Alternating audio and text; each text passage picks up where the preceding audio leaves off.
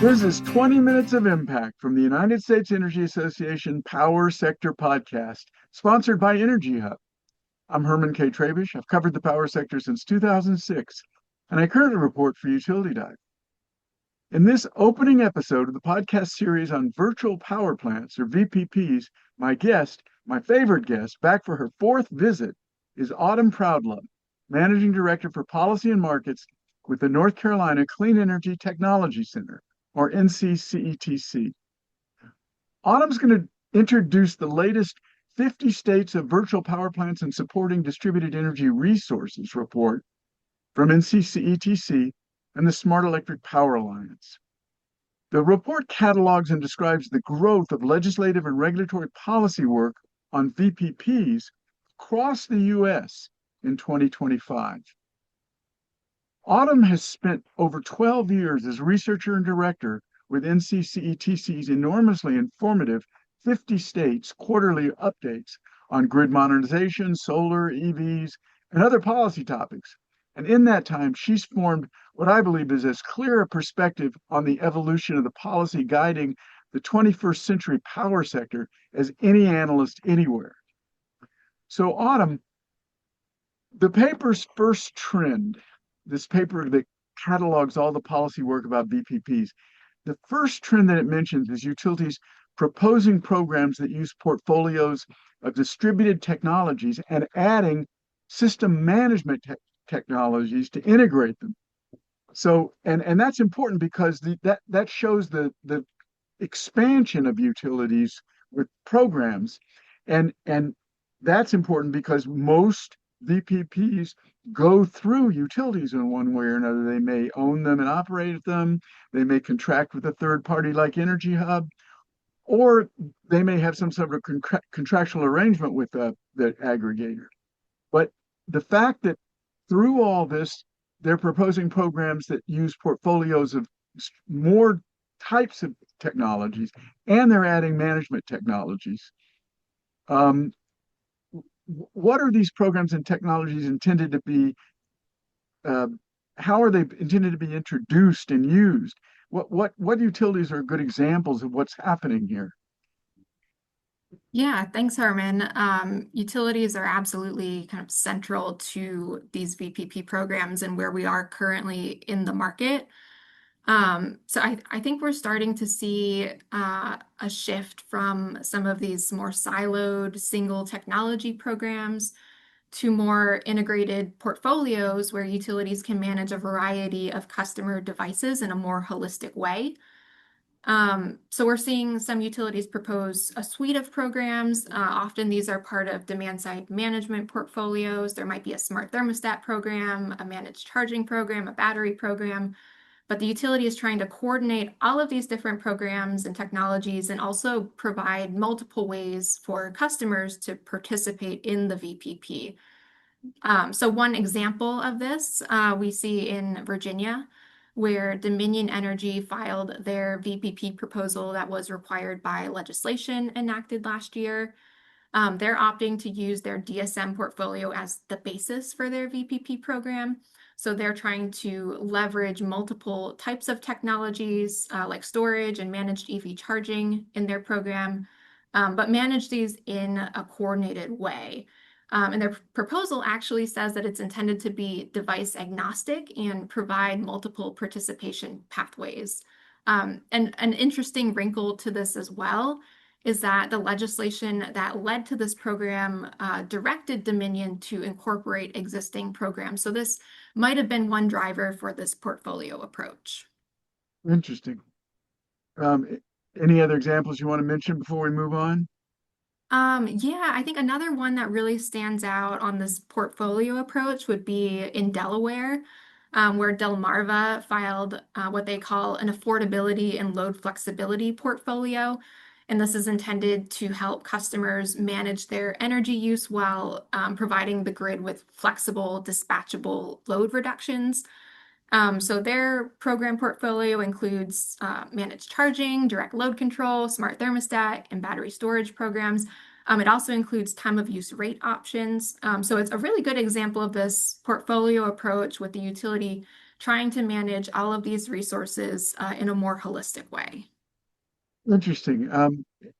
It's so fascinating that utilities that used to think distributed energy resources are a problem, a threat, um, potentially disruptive of their service, are now integrating them and integrating them wholeheartedly, not just saying batteries, but saying all these new other devices, right? It's a pretty significant change, isn't it? Yeah, I think we're starting to see people look at these more as assets and how these can be used for the system as a whole for all ratepayers and customers, rather than just providing a benefit for the customer that owns the system. So I think we can find some common ground in that. Interesting. So the next trend that your report identified is some big utilities are being guided by state legislation, and they're moving beyond batteries again, adding many of the customer-owned devices to their VPPs.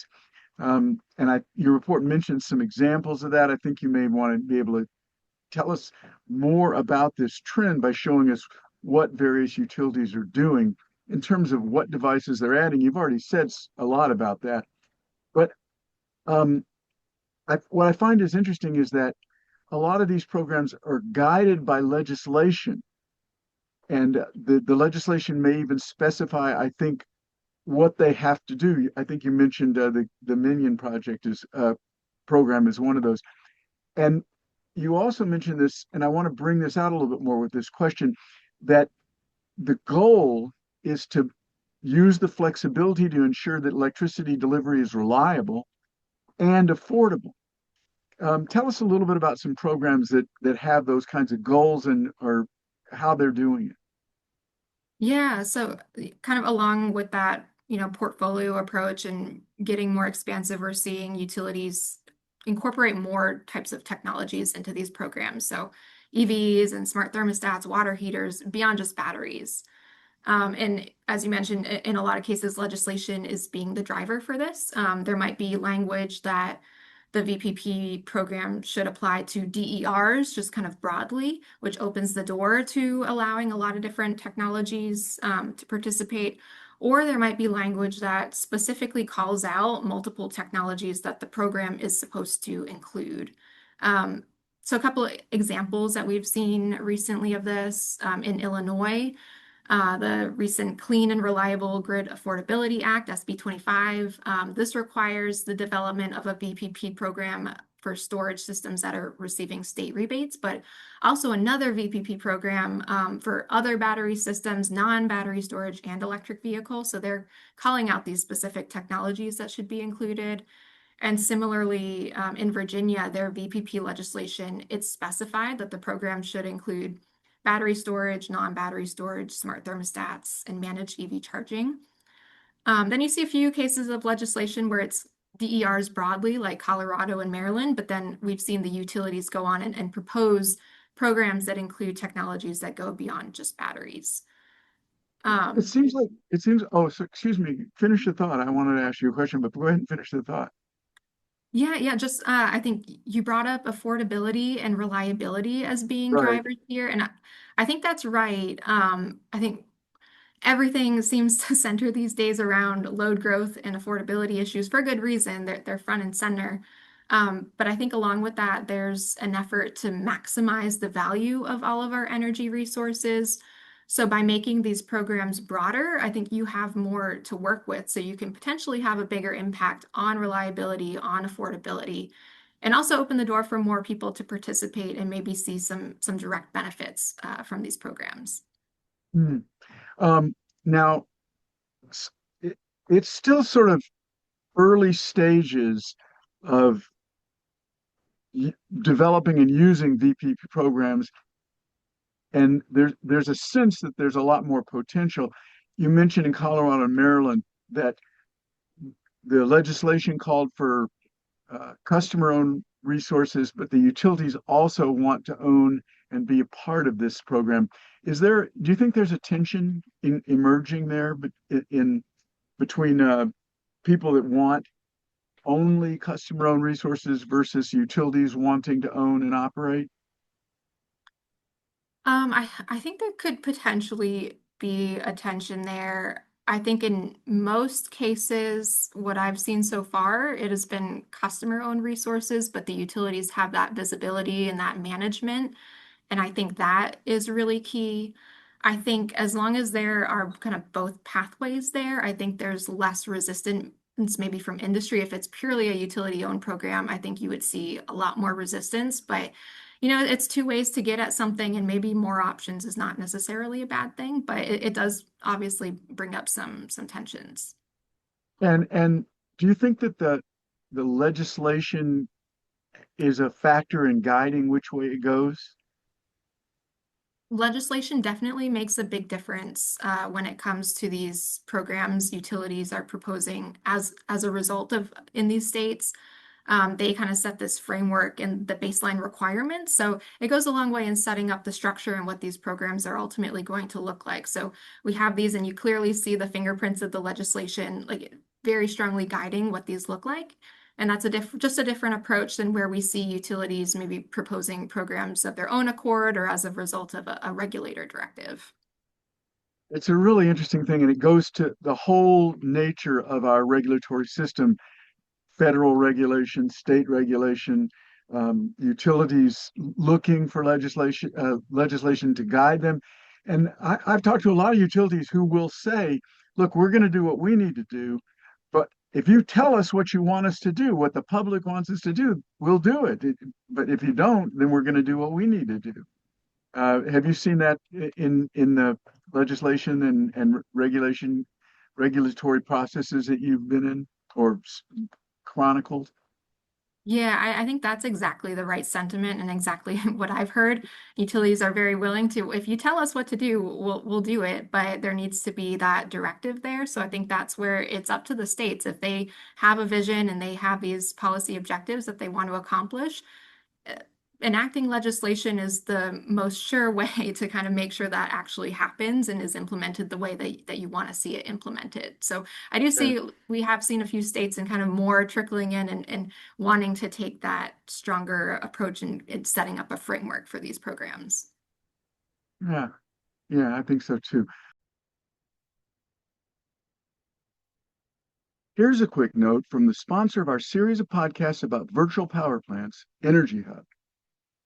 What if everyday devices had the potential to strengthen the grid when it's needed most? Energy Hub helps utilities turn that potential into dependable capacity by coordinating thermostats, EVs, batteries, and other devices so they work together as virtual power plants or VPPs that respond to grid needs in near real time. Energy Hub's latest white paper lays out a maturity model for VPPs that can be planned and dispatched with the same confidence as conventional plants while being 40 to 60% less expensive to build. That's why more than 160 utilities across North America partner with Energy Hub to manage over 2.5 million devices that provide 3.4 gigawatts of flexible capacity. Read the white paper and discover what BPPs can do for your grid at energyhub.com.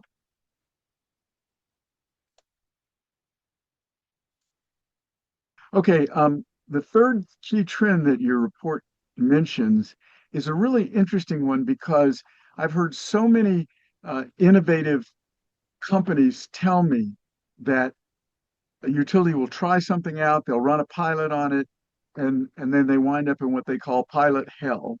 Excuse me for my language, but it's not my language, it's utilities language. Um, apparently you're seeing regulators and legislators limiting utility VP programs to pilots, but at the same time asking for pilot designs that ensure that if the program is successful, the utility will take it further, will scale it. Can you give me some examples of how this is done, where it's being done?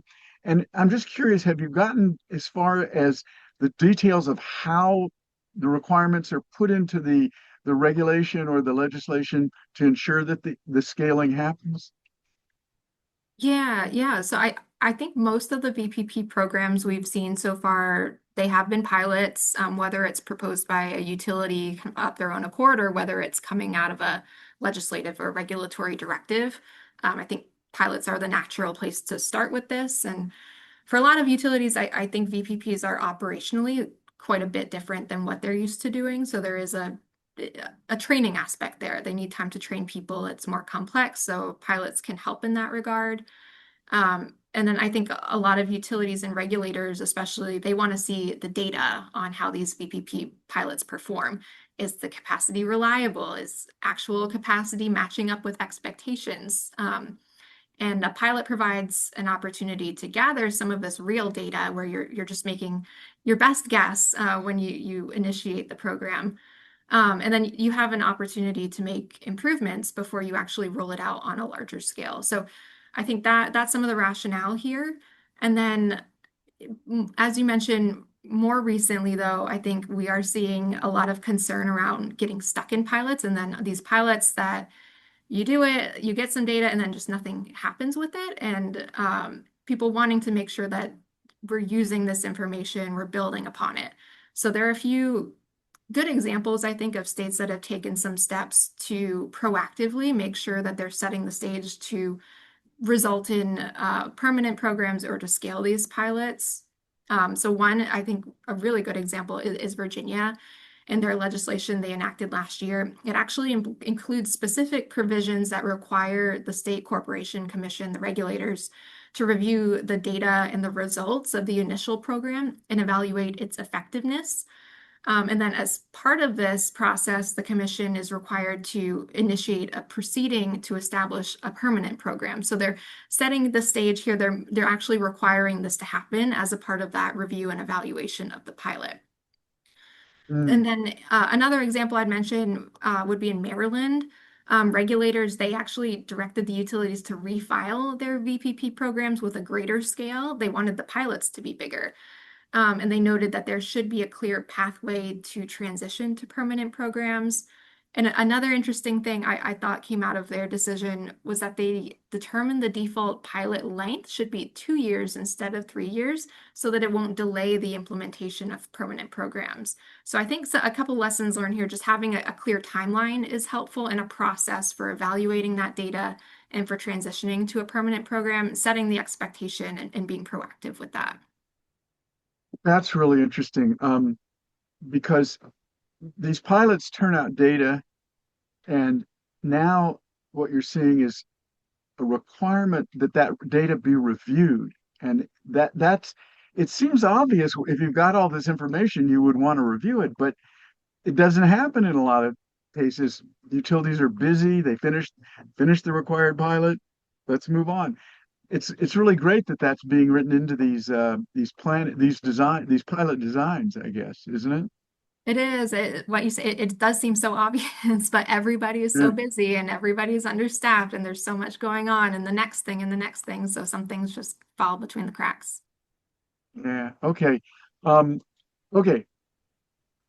The last question is the last trend, and it's a really interesting one because um, I have heard so many times over the years, utilities are interested in distributed energy resources, customer-owned resources, but they say they don't they can't see what's going on way out there on the distribution system. They don't know how it's affecting their system, so they can't include it. You're saying that VP program proposals and planning are including a requirement to have what are called distributed energy resource management systems, or DERMS. A lot of the programs that you mentioned in the paper, the 50 states report, have that requirement in one way or another. So tell me a little bit about how they're included, and do you get any sense from the way these programs or proposals or the planning processes handle them, what these investments are going to be able to um, enable in terms of use of BPPs or getting benefits from BPPs? What can you tell us about this new idea that you got to have this DERMS in the program? Yeah, I think DERMS are pretty key to getting the benefits of VPPs, really maximizing that. And sometimes I think there might be a directive from regulators to investigate or invest in DERMS or evaluate this. A lot of times I think we're seeing utilities just they're proposing these investments kind of alongside the VPP programs, or they're mentioning it as part of it, but they're, requesting cost recovery for these investments in these software systems, and they see it as really critical. It's necessary in order to implement this program. So I think that the two are very much tied together. Um, a lot of utilities, like Excel Energy, Georgia Power, Dominion Energy, a few examples where they specifically talk about DERMS as part of their VPP proposals. So definitely a big thing. And I think the goal here is for these software systems to help the utilities orchestrate and manage all of these different devices that become the VPP.